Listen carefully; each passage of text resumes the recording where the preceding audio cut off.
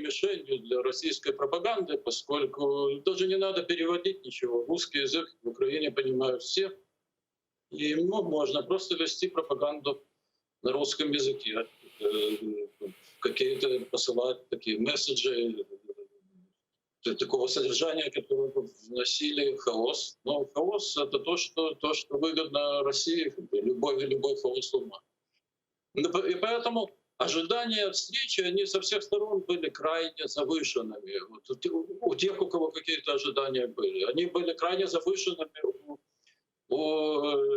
российских оппозиционно настроенных россиян, скажем так. Были опасения, которые были в Украине, и не были ни на чем основаны.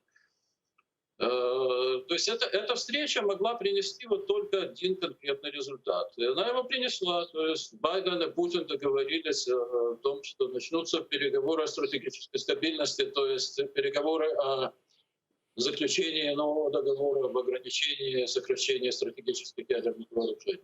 Просто потому, что это единственная область, где они имеют общие позиции. И та, и другая сторона хотят дальнейшего сокращения ядерных вооружений, потому что та и другая сторона обладают таким огромным преимуществом над всеми остальными ядерными державами вместе взятыми, что оно лишено смысла.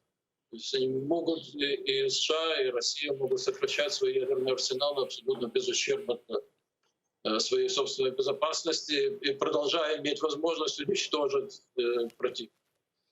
Они, как говорил Байден, они обсуждали еще другие вопросы. То есть они вроде бы пришли к какому-то возможному согласию по поводу того, чтобы предотвращать распространение терроризма из Афганистана.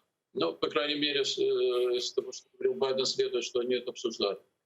И Байден, другая сторона этой встречи состояла в том, что Байден высказал Путину очень большие претензии по поводу действий России. И, очевидно, показал ему, что может ждать Россию в случае продолжения этих действий, например, в случае продолжения кибератак, в случае продолжения агрессивных действий против Украины.